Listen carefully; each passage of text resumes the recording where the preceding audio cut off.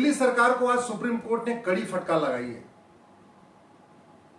Supreme court ने पूछा दिल्ली सरकार से कि आपने पिछले 3 साल में अपने प्रचार पे कितना खर्च किया है।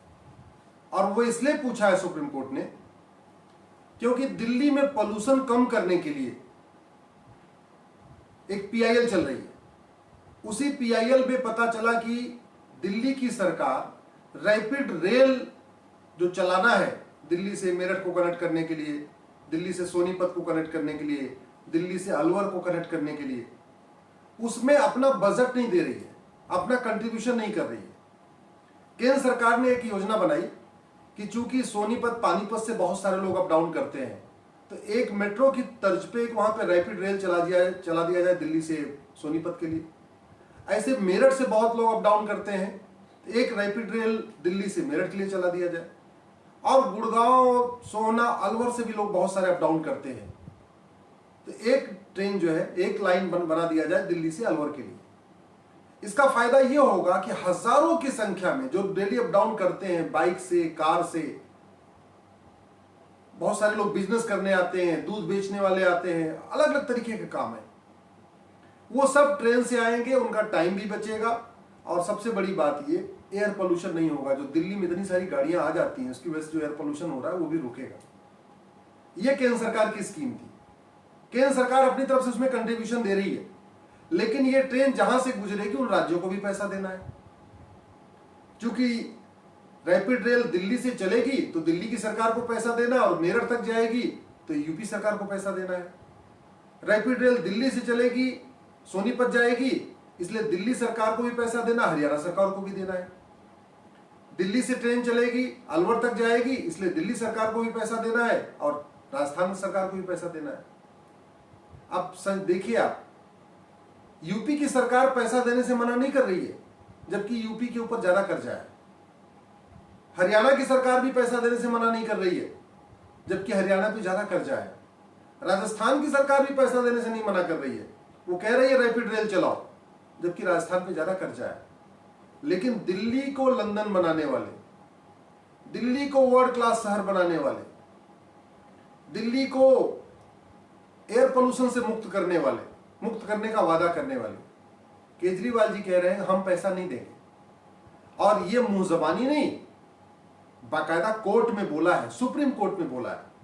इसलिए सुप्रीम कोर्ट की बेंच ने दिल्ली सरकार को डायरेक्शन दिया है कि आप जितना पिछले 3 साल में पैसा खर्च किए हैं, चाहे वो टीवी पे ऐड दिए हैं या रेडियो में ऐड दिए हैं या न्यूज़पेपर में ऐड दिए हैं, उसका पूरा आंकड़ा बताइए।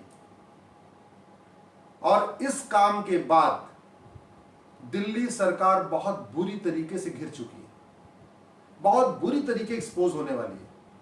क्योंकि सुप्रीम कोर्ट ने कहा कि आप एफिडेविट पे देके बताइए आपने कितना अपने प्रचार पे खर्च किया है, और पिछले 3 साल का बताइए।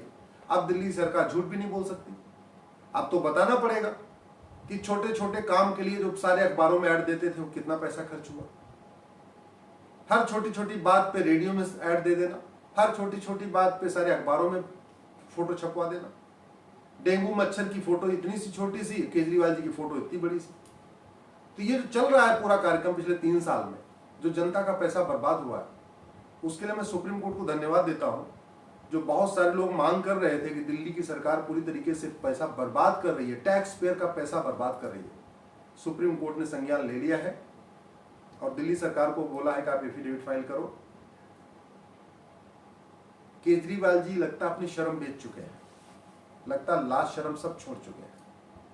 कहते थे मैं ईमानदार हूं, ईमानदारी की यह हालत है कि न तो सिसोदिया जी को जमानत मिल रही है, न सत्येंद्र जैन को जमानत मिल रही है।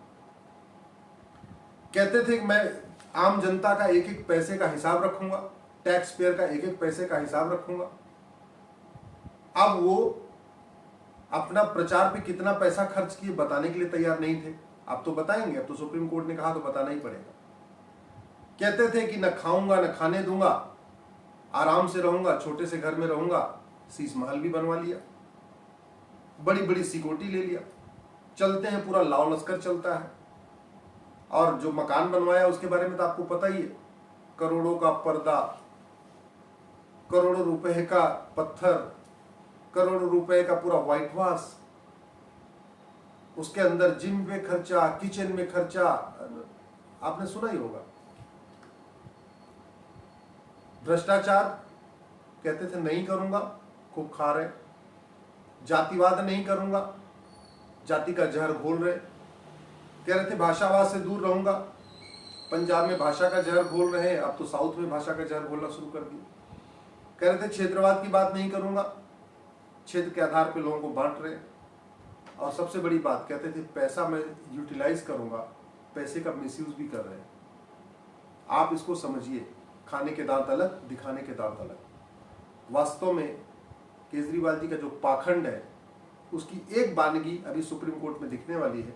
वैसे तो उनका बहुत सारा पाखंड है, बहुत सारा उनकी फंडिंग का इशू है। पॉलिटिकल पार्टीज कैसे कैसे फंडिंग लेते हैं, किन किन लोगों की फंडिंग लेते हैं, भारत के अंदर कैसे कैसे लोगों से फंडिंग लिया है, विदेशों से कैसे कैसे फंडिंग लिया है, इसकी कभी ऑडिट होगी तो बाद में पता चलेगा।